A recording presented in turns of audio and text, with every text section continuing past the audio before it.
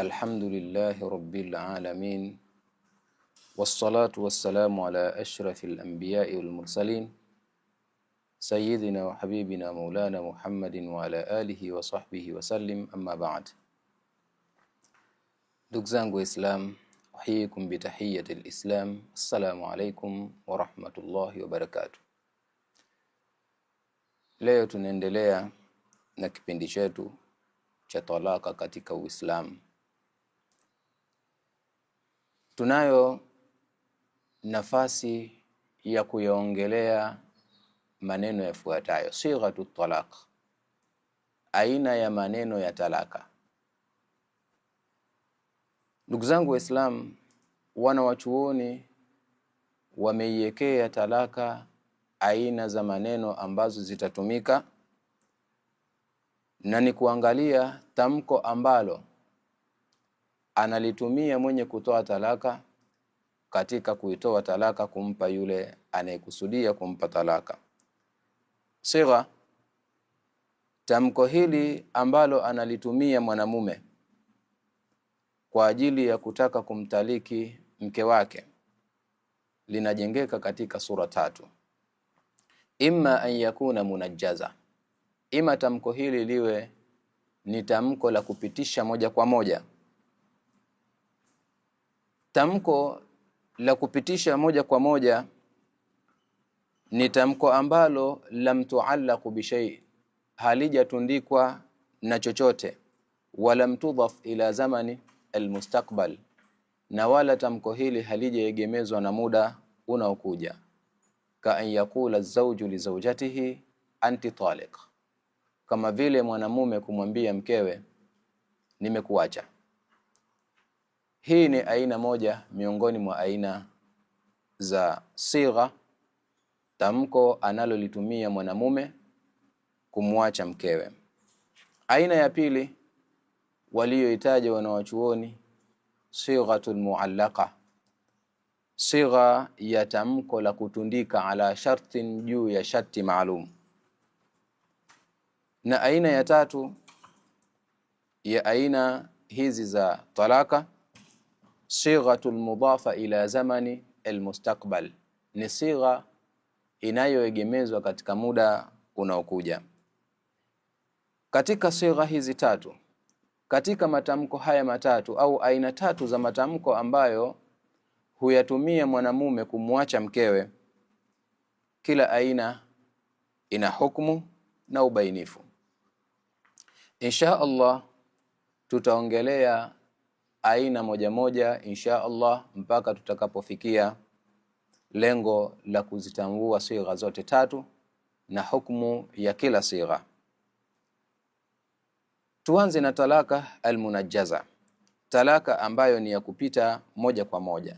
Kama tulivyowahi kutangulia kusema, huwa talaqu alladhi lam yudhaf ila zamanin wa lam yuallaq bi ayi shartin, bal qasada az-zawju bi iqa'ihi wuqu'i at-talaq mubasharatan.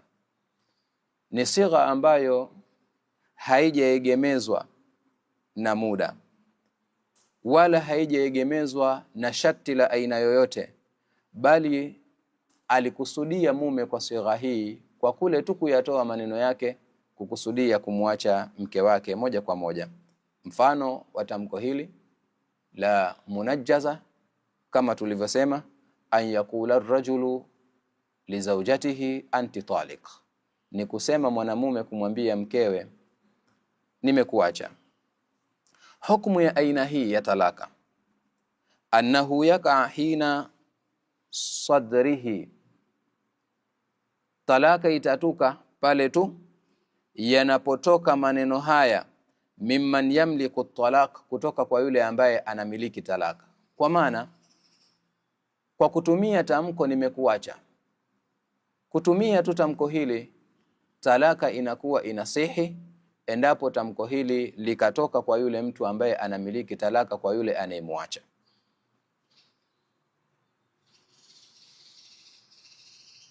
Talaka kwa tamko la munajjaza ni talaka ambayo kutokea kwake hakuna mjadala katika daura katika mzunguko wa sigha hizi za talaka.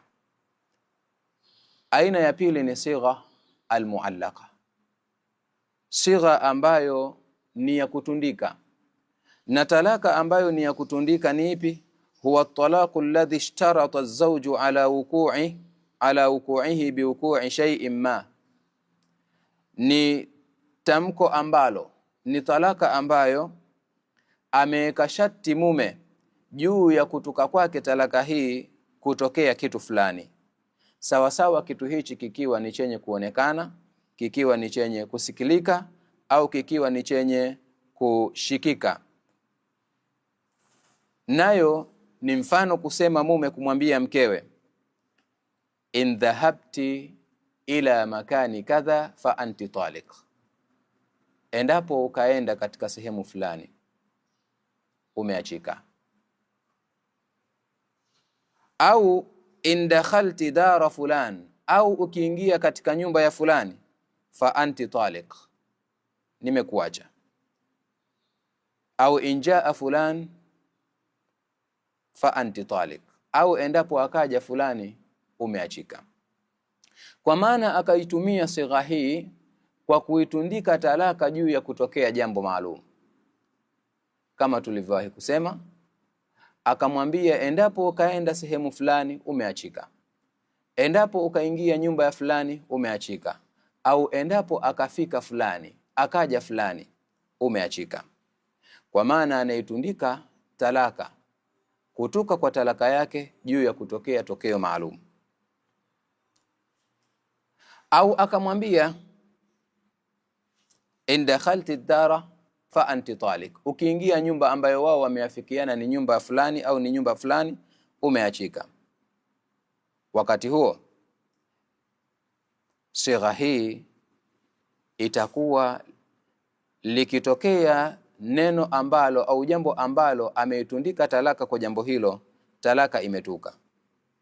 Au akamwambia mkewe kwa mathalan, in akalti shay'an kadha fa anti taliq, endapo ukala kitu fulani wewe umeachika. Zipo sigha hizi ambazo watu hutundika talaka. Wapo watu hutundika talaka kuwatundikia watu wao, kuwatundikia wake zao kwa sifa fulani, kwa kutokea kitu fulani, kama ilivyotokea zama za Abu Hanifa rahimahullah. Kuna mtu alimwambia mkewe, akiwa mwanamke huyu ameshika glasi ya maji, akamwambia in sharibtiha au wada'tiha au a'taitiha fa anti taliq, maji hayo uliyoyashika mkononi mwako, glasi hiyo uliyoshika mkononi mwako, haya maji ukiyanywa au maji haya ukayamwaga ukayaweka chini, au maji haya ukayamwaga au maji haya ukampa mtu, umeachika. Ni sigha ya kutundika juu ya kutokea jambo fulani. Katika sigha hii tunagundua mambo yafuatayo. Jambo la kwanza, an yualliqa az-zawju at-talaqa ala shay'in ghayru mawjud, ni mtu aitundike talaka juu ya kitu ambacho hakipo.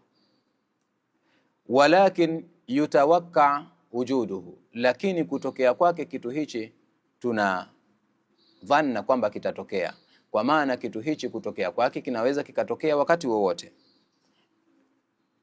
Uitundike talaka juu ya kitu ambacho wakati ule hakipo, lakini kuwepo kwake kinaweza kikatokea muda wowote katika nyakati ambazo zinakuja baada ya tamko.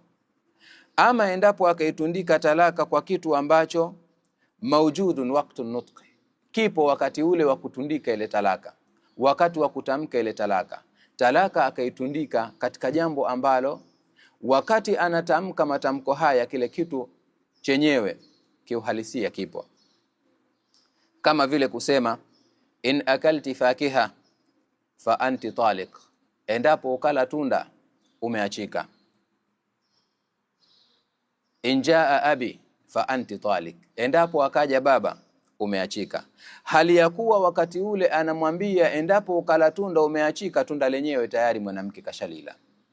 Wakati ule anamwambia endapo akaja baba umeachika, tayari baba alikuwa kashakuja, kwa maana kaja mzazi amekula lile tunda mwanamke huyu kabla ya kutamka hili tamko la kwamba endapo akaja baba, endapo ukala tunda umeachika. Sigha hii wanawachuoni wameiabiri, wameielezea kwamba ni sigha munajjaza, kwa maana talaka inatuka papo hapo, kwa sababu umeitundika kwa jambo ambalo lipo tayari lishatokea. Kwa hiyo hii inawekwa ni sigha munajjaza, na wanasema wa in ra'aitahu fi suratiha muallaqa, hata kama ukiiona katika mfumo wake imekuja katika mfumo wa kutundika talaka, lakini haiwi ni talaka ya kutundika, kwa sababu kitu ambacho umekitaja tayari kimeshatokea. Kitu cha pili tunachokigundua katika talaka hii ya kutundika, an yuallika zawju talaq ala shay mawjud, ni kuitundika mume talaka kwa kitu ambacho kipo, walakin mustahil alwuqu', lakini ni muhali kutokea kitu chenyewe. Akaitundika talaka mume kwa kitu ambacho kiuhalisia kipo, lakini ikawa ni muhali kitu hichi kutendeka, kama vile kusema kumwambia mkewe in amsakti shamsa biyadiki fa anti taliq, endapo ukalishika jua kwa mkono wako umeachika. Jua wakati yanatamkwa matamko haya jua lipo, lakini akusudie jua kwa maana sayari inayojulikana kama ni jua.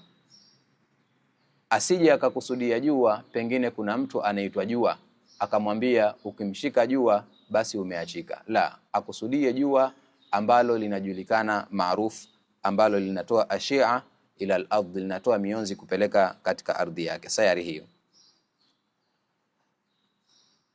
Wakati huu anapotundika kwa kitu ambacho kipo, lakini ni muhali kitu hichi kutokea, wanawachuoni wanasema yu'abbaru dhalika laghwun, hii inahesabika ni upuuzi, inahesabika kwamba ni jambo la upuuzi. Fala yaqa talaq la shar'an wala aqla, talaka haiwezi ikatuka, si kisheria wala kiakili. Jambo la tatu, ayuallika zawju talaq ala shay'in mawjud wa wuqu'uhu ghairu mustahil, ni kuitundika talaka juu ya kitu ambacho kipo na kutokea kwake kitu hichi si muhali, yani inawezekana kutokea kwa wakati wowote ambapo ametamka huyu bwana matamko haya, kama vile kusema kumwambia mkewe in nimti al-yawm fa anti taliq, endapo ukalala leo umeachika. Katundika talaka yake kwa jambo ambalo lipo, na hili jambo sio muhali kutokea, tofauti na sigha iliyopita. Sigha iliyopita katundika talaka yake kwa kitu ambacho kipo, lakini ni muhali kutokea kitu hicho, kwa maana ni muhali kwa mwanadamu kulishika jua, lipo lakini ni muhali, haliwezekani. Hile inahesabika ni upuuzi. Lakini hii ya sasa ni katundika talaka kwa kitu ambacho kipo, na ni kitu ambacho wakati wowote kinaweza kikatokea, kwa maana si muhali kitu hichi kutokea. Endapo ukalala siku ya leo fa anti talik, wewe umeachika. Fayaqa talaq, talaka itatuka bimujarradi naumiha, kwa kule tu mwanamke kulala. Akilala tu katika siku ile, basi talaka inakuwa imesihi. Tukirudi nyuma kidogo katika kutumia matamko ya talaka, yapo mazungumzo au maneno ambayo hutumika katika jamii zetu. Ima watu huyatumia matamko haya kwa kujua, ima watu huyatumia matamko haya kwa maskhara, au hutumia matamko haya kwa kutokujua. Lau atakwambia mtu alaka mraa, una mke, hutumika mazungumzo haya kikawaida. Je, una mke? Na wewe ukasema la, hapana, mimi sina mke. Lakini kwa matamko yako uliyoyatumia kumwambia mimi sina mke, aradta bihi alkadhiba, ulikusudia kwa matamko haya kumuongopea, kumdanganya, kumlaghai huyu mtu ambaye unamwambia matamko haya, na ikawa kiuhalisia unaye mke, lakini ulivyoulizwa una mke ukamwambia hapana, sina mke. Lengo ni kwamba unamdanganya huyu ambaye amekuzungumzia au amekuuliza swali hili. Wanawachuoni wanasema la yaqa bihi talaq, haitoki talaka kwa mfumo kama huu. Ama lau kama utamjibu kwa tamko hili hili, akakuuliza alaka zauja, alaka mraa, una mke, na wewe ukasema qad talaqtuha, nimemwacha, nimempa talaka, wa aradta bihi alkadhib, lakini pia ulikuwa unakusudia kwa maneno haya kumuongopea, wanawachuoni wanasema waqa'at talaq, talaka itatuka. Kuna tofauti kati ya neno la kwanza na neno la pili. Neno la kwanza alivyokuuliza una mke, umesema la, sina mke. Neno la pili alivyokuuliza una mke, ukatumia neno talaqtuha, nimemwacha. Kwa maana kwa tamko la kwanza mwanamke haachiki, na tamko la pili mwanamke anaachika papo hapo. Kwa nini? Tamko la kwanza haituki talaka kwa sababu tamko lake alivyosema malimraa, mimi sina mke. Hili neno ni miongoni mwa maneno yanayotumika katika talaka, lakini talaka ya fumbo. Na talaka zile za fumbo, yani talaka za kinaya, ni talaka ambazo zinahitajia nia. Kwa maana wa idha nawa alkadhib, akinuia kwamba mimi namuongopea kumwambia sina mke, famana wa bihi talaq, hapa atakuwa hajanuia talaka. Na hili ni tamko ambalo limewekwa ili isihi talaka, lazima iambatane na nia ya talaka. Kwa hivyo haitasihi talaka kwa kukosekana sharti, nayo wujudu nia, ni kuwepo ile nia ya kuacha. Vile vile lau kama ataulizwa unaye mke akasema hapana, sina, lakini kwa maneno haya hakunuia chochote, hakunuia kutuka talaka na wala hakunuia kuwa anamuongopea, pia haitotuka talaka, kwa sababu tumesema ni tamko ambalo linatumika kwa talaka za kinaya, na tamko ambalo linatumika kwa talaka za kinaya hakuna budi isipokuwa ziambatane na nia. Hii ni sharti katika matamko haya. Wa inna wa talaq, ikiwa atanuia talaka kwa tamko hili, waka ndiyo talaka itatuka, kwa sababu tayari ni tamko la kinaya ambalo limeambatana na nia. Haya ni maneno ambayo ameyazungumza Imamu Zuhri na Imamu Malik na Hamadi ibn Abi Sulaiman na Imamu Abu Hanifa, lakini pia Imamu Shafi'i radhiyallahu anhum ajma'in. Ama tamko hili likija likitumika kwa sura nyingine, akakuuliza mtu atallaqta mra'atak, umemwacha mkeo, fakulta naam, ukasema ndiyo. Akaja mtu akakuuliza kwa sigha ya tamko la talaka, atallaqta mra'atak, je, umemwacha mkeo? Na wewe majibu yako ukawa ni naam. Wakati huu waqa'at talaq, talaka itatuka. Kwa nini? Kwa kule kusema tu naam, talaka itatuka. Sawa sawa ikiwa umenuia kuacha au hujanuia kuacha.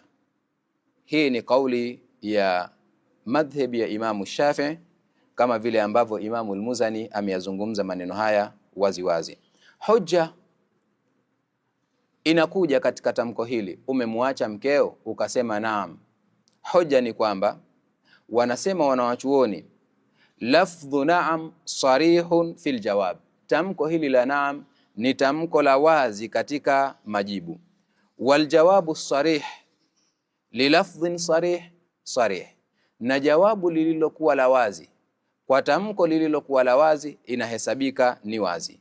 Kwa maana hapa itatuka talaka bila nizaa kwa madhhabi ya Imam Ash-Shafi'i rahimahumullah. Masala hii ni masala khatari, ni masala ambayo ina iddatu qadaya, ina qadhiya nyingi sana, lakini Yote haya tuliyoyazungumza yanabebwa na kauli ya Mtume sallallahu alaihi wasallam, kauli ambayo ameipokea Abu Daud katika sunan yake. Amesema Mtume sallallahu alaihi wasallam, thalathu jidduhunna jiddu wa hazluhunna jiddu, mambo matatu ukweli wake ni ukweli na utani wake ni ukweli. Kwa maana kuna vitu vitatu ukivisema kweli inahesabika ni kweli, inasihi, na ukivifanyia maskhara, ukivifanyia utani inahesabika ni kweli, imesihi. Mtume sallallahu alaihi wasallama akasema at-talaq, jambo la kwanza ni talaka.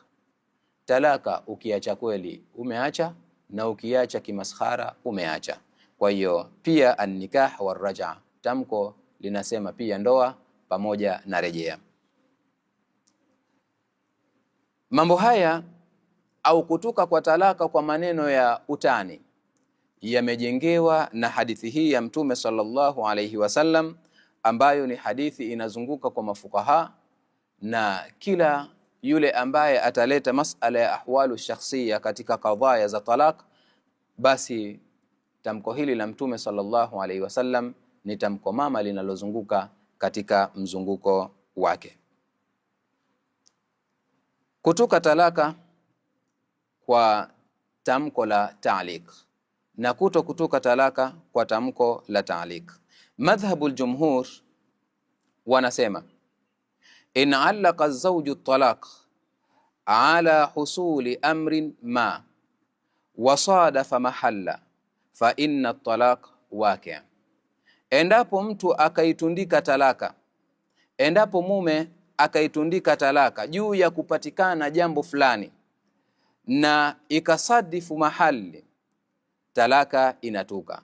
Sawa sawa, wanawachuoni hawa wanasema sawaan qasada bita'liqihi ika' at-talaq au tahdid az-zawj au hamlaha ala fi'lin au tarkin au ta'kidin shay'in ma. Sawa sawa alikusudia kwa tamko lake hili la kuitundika talaka kutuka talaka kweli, kumwacha mkewe kweli, au alikusudia kumtisha mkewe, au alikusudia kumlazimisha mkewe juu ya kufanya kitendo fulani au kuacha kitendo fulani au kutilia mkazo jambo fulani. Katika kila hali miongoni mwa hali hizi tulizozitaja, talaka inakuwa imesihi. Kwa maana lau utamwambia mkeo kwa sigha hii, endapo ukatenda kitendo fulani umeachika, endapo hukutenda kitendo fulani umeachika, endapo ukaacha kitu fulani umeachika. Sasa hapa wanawachuoni wanasema hawaangalii kusudio la mtu, wanaangalia sigha ilivyotoka pamoja na kitendo kitakavyokuja. Likipatikana tendo ambalo ameliegemezea mwanaume huyu ile talaka yake, tendo hili likafanywa na mkewe au tendo hili likatokea, basi talaka inasihi, kama vile ambavyo tumezungumza hapo kabla kwa kusema ya kwamba akiitundika talaka ala majii fulani, juu ya kuja fulani katika hadhara yake, na tokeo la kuja likapatikana, basi mkewe atakuwa ameachika papo hapo. Kwa maana injaa fulanun ila majlisi hadha fa anti talik, endapo akaja fulani kwenye kikao chetu hichi au kikao changu hichi, wewe umeachika. Kwa kule tu kutokea kuja kwa yule fulani ambaye ametajwa katika taaliki hii ya talaka na kutokea tokeo lake, basi talaka inasihi. Hii ni kauli ya jumhur. Ama Ibn Hazmi Andalusi, yeye amekuja kwa tamko linalosema in qasada az-zawju ikaa at-talaq fawaqi', ikiwa mume atakusudia kutuka talaka, yani kakusudia kumwacha mkewe kweli kwa tamko hili, basi talaka itasihi.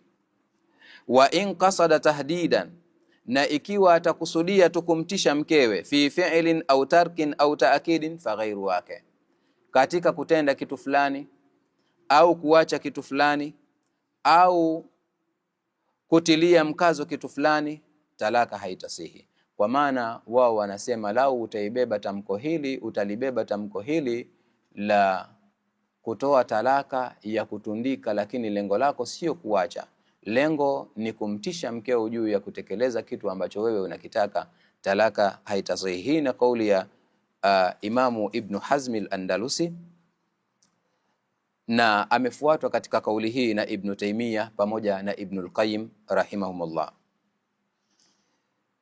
Pia Ibn al-Qayyim na Ibn Taymiyyah katika kulizungumzia jambo hili, wao wamekuja kwa kauli, wanasema inna talaq almuallaq alladhi fihi ma'na alyamin la yaqa, talaka yoyote ambayo ni yenye kutundikwa ndani yake ikawa kuna maana ya kiapo, talaka hii haisihi. Wallati tajibu ala zawj kafara, na kile ambacho ni wajibu kwa mume wakati huu pindi endapo mkewe akatenda lile tendo ambalo yeye amemtishia kulitenda na akalitenda, wajibu kwa mume anatakiwa alipe kafara ya kiapo pindi tu mke akilitenda tendo lile ambalo yeye ametishiwa kwalo katika kulitenda. Hivyo tunaona katika khilafu baina ya jumhur na Ibn Hazm al-Andalusi, wao wanawachuoni wanasema hakuna kurejea talaka, hakuna kurejea maneno ambayo umeyatundika juu ya talaka. Kwa maana lau kama utamwambia mkeo in akalti shay'an ma fa anti talik, endapo ukala kitu fulani umeachika, talaka itasihi na itatuka kwa mwanamke kutumia kitu kile ambacho wewe umemtundikia. Al-Imam Shafi'i rahimahullah alikutana na kadhia kama hii. Rajulun raa zawjatahu wa fi yadiha fakiha, kuna mtu mmoja alimuona mkewe akiwa katika mkono wake ameshikilia tunda. Faqala laha, huyu bwana akamwambia mkewe, in akaltiha, ukilila tunda hilo, au wada'tiha, au ukiliweka chini tunda hilo, au a'taitiha, au ukimpa mtu tunda hilo, fa anti talik, wewe umeachika. Kwa maana kaitundika talaka juu ya tunda ambalo lilikuwa, kaitundika talaka juu ya vitendo vitatu kwa tunda ambalo lilikuwa lipo katika mkono wa mkewe. Endapo akalila, endapo akaliweka chini, au akampa mtu, mwanamke huyu ameachika. Kwa maana tendo lolote atakalolitenda katika matendo haya, katika haya matendo matatu ambayo yametajwa, basi yeye mwanamke huyu atakuwa ameachika. Hivyo jumhuri ya maulama wao wana kauli moja, hakuna kurejea katika talaka iliyotundikwa. Kwa maana ukasema ukamtundikia mkeo juu ya kumkataza jambo fulani, mathalan ukamwambia endapo ukaingia katika nyumba ya fulani umeachika, halafu ikaje ikakutokezea hali ukaona ni bora nimruhusu mke wangu aingie katika nyumba ile, na ukasema nimeghairi katika matamko yale, hakuna kughairi katika hali kama hii. Ama Ibn Hazmi ama Ibn Taymiyyah pamoja na Ibn al-Qayyim, wao wanasema kama ulikuwa umekusudia kumtisha, umekusudia kumzuia kutenda kitendo kile, basi unayo ruksa ya wewe kumpa ruksa aingie katika nyumba hile, na talaka haitotuka, bali inakuwa ni wajibu kwako wewe sasa kulipa kafara ya kiapo. Wa ila huna, wassalamu alaikum wal afwa minkum.